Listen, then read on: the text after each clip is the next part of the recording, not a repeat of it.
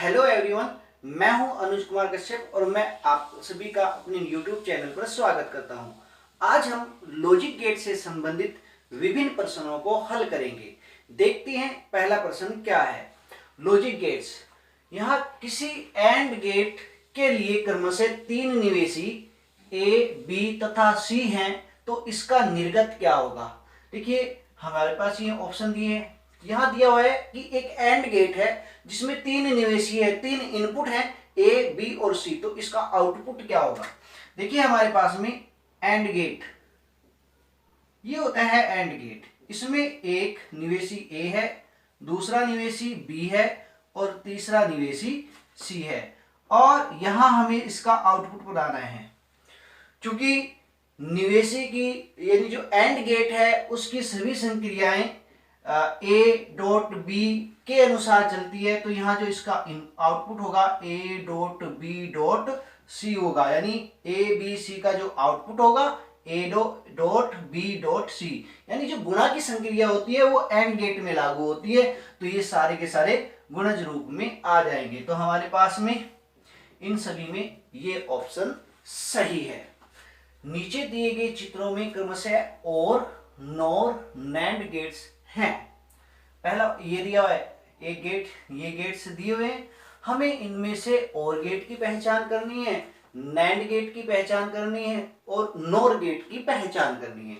देखिए हमारे पास जो और गेट का संकेत होता है वो कुछ इस तरीके का होता है, इसे और गेट कहते हैं। ये तो होता है और गेट। अगर हम इसके आगे इस तरीके से लगा दें तो ये हमारे पास में नॉर गेट बन जाएगा। और इसके बाद नैंड गेट, नैंड गेट का जो संकेत होता है वो होता है एंड गेट के आगे नॉट गेट जब जोड़ देते हैं तो नैंड गेट बन जाता है। तो देखिए इसमें हमारे पास में कौन कौन से ऑप्शन है। एक ये और गेट हो गया, उसके बाद नॉर गेट हो गया, और फिर नैंड गेट, ये नैंड गेट हो गया। 1, 3 और 4 ये ऑप्शन नहीं है, तो हमारा ऑप्शन सी सही है, यानी 1, 3, 4 ऑप्शन हमारा सही। देखिए आगे देखते हैं नया क्वेश्चन क्या है कि दी गई सत्यता सारणी किस गेट को प्रदर्शित करती है। हमारे पास एक छोटी सी सारणी दी हुई है। देखिए भी ये छोटी सारणी सबसे छोटी सारणी है, तो हमें एक बात याद रखनी है कि जो नॉट गेट होता है उसमें, देखिए इसमें यहाँ एक ही निवेशी हुआ है, तो जो नॉट गेट होता है उसमें केवल एक निवेशी होता है और एक ही निर्गत होता है। तो यह और गेट, नॉट गेट और एंड गेट। देखिए पहले सारणी देख लेते हैं नॉट गेट की। ये होता है नॉट गेट में केवल एक ही निवेशी होता है ए, और जो आउटपुट होता है उसका उल्टा होता है, यानी ए और y इक्वल टू ए का बार। यदि ये 0 है तो ये 1 होगा, और ये 1 है तो ये 0 होगा।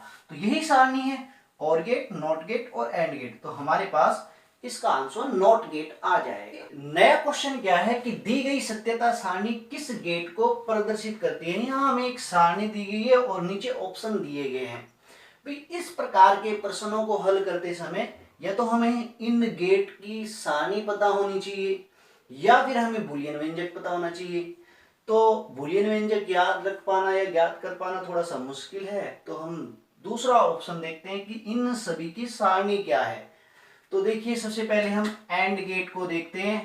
देखिए ये एंड गेट का संकेत होता है ए, बी और y equal to A dot B. तो यदि ए, बी और y equal to A dot B, ये 0 तो ये भी 0, गुणा की संक्रिया लगेगी यहाँ।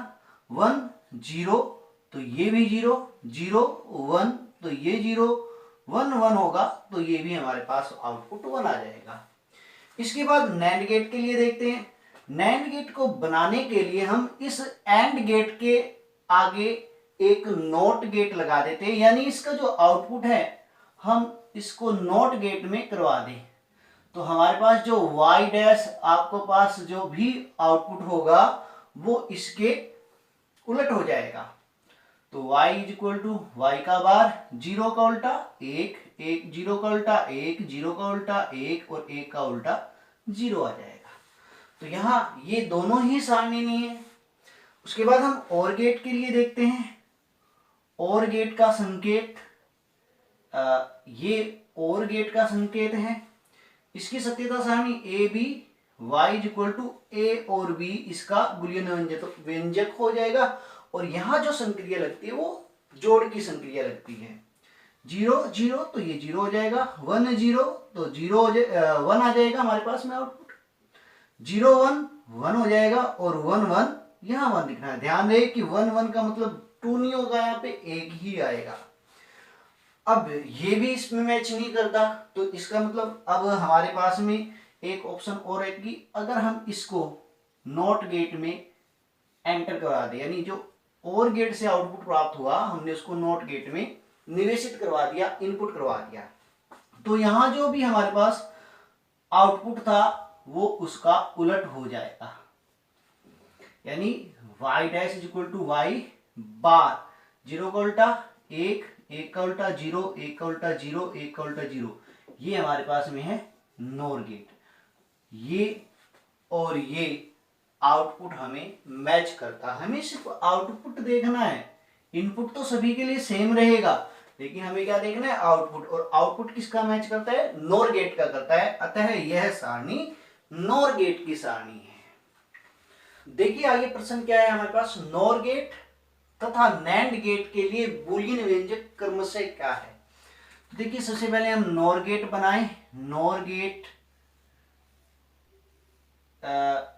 एक और गेट के अनुगामी हम अगर नॉट गेट जोड़ दें तो वो नॉर गेट बन जाता है।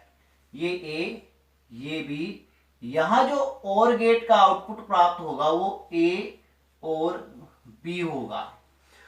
और इस इन आउटपुट को हम नॉट गेट में इनपुट करवाएंगे तो आउटपुट हमें ए और बी का बार मिल जाएगा। इसके बाद हमें नैंड गेट का देखना है। नैंड गेट बनाने के लिए एंड गेट के आगे एक नॉट गेट जोड़ दिया जाता है। यहां ए और बी इनके इनपुट हैं। हम क्या करेंगे, ए और बी का जो इनपुट हमें मिलेगा उसका जो आउटपुट प्राप्त होगा वो ए डॉट बी प्राप्त होगा। इस आउटपुट को हम नॉट गेट में एंटर करवाएंगे तो हमारे पास जो आउटपुट मिलेगा वो ए डॉट बी का बार मिलेगा। तो देखिए एक आउटपुट हमें ये मिल रहा है और एक ये मिल रहा है, ये और नॉर गेट के लिए, ये नैंड गेट के लिए। तो देखिए हमारे पास कौन से ऑप्शन है, ये गलत है, ये भी ऑप्शन गलत है, और ये ए और बी का बार और ए डॉट बी का बार, तो हमारे पास ये ऑप्शन सही है। देखिए नया प्रश्न क्या है हमारे पास में कि संलग्न चित्र में दिए गए परिपथ के लिए बूलियन व्यंजक क्या है। देखिए यहाँ इस परिपथ में ये दो इनपुट हैं और एक इनपुट तो नॉट गेट में करवाया गया है, यहाँ हमें कुछ निवेशी प्राप्त आउटपुट प्राप्त होगा, और जो भी दो आउटपुट मिलते हैं हमारे पास में उसको हमने और गेट में आउटपुट करवाया है। तो जब ये ए को नॉट गेट में इनपुट करवाया जाएगा तो यहां हमें ए बार आउटपुट प्राप्त होगा। यहां से और गेट में बी इनपुट गया और यहां इस और गेट में ए बार इनपुट गया, जो कि और गेट की जो संक्रिया होती है वो ए और बी होती है। यहां आ जाएगी ए का बार और बी। तो देखिए हमारे पास कौन सा ऑप्शन है, ये ऑप्शन गलत है, ये भी ऑप्शन गलत है, ये ऑप्शन हमारे पास में। देखिए आगे प्रश्न क्या है हमारे पास में कि संलग्न चित्र में दिए गए परिपथ के लिए सत्यता सारणी बनाइए। यहाँ दो इनपुट दिए हुए हैं, इन दोनों इनपुटों को नॉट गेट में इनपुट करवाया गया है और नॉट गेट से जो आउटपुट प्राप्त होता है उसको और गेट में इनपुट करवाया गया है। तो यहाँ से जो इनपुट होगा उसका आउटपुट हमें ए बार, और यहाँ से जो इनपुट होगा उसका जो आउटपुट होगा वो बी बार प्राप्त हो जाएगा, और यहाँ जो आउटपुट मिलेगा हमें ए बार और बी बार मिल जाएगा। तो देखिए इसकी सत्यता सारणी हमें 5 चीजें चाहिए, A B, A bar, B bar और y इक्वल टू ए और बी का बार। तो ए बी, ए का बार, बी का बार, y इक्वल टू ए बार और बी बार आ जाएगा।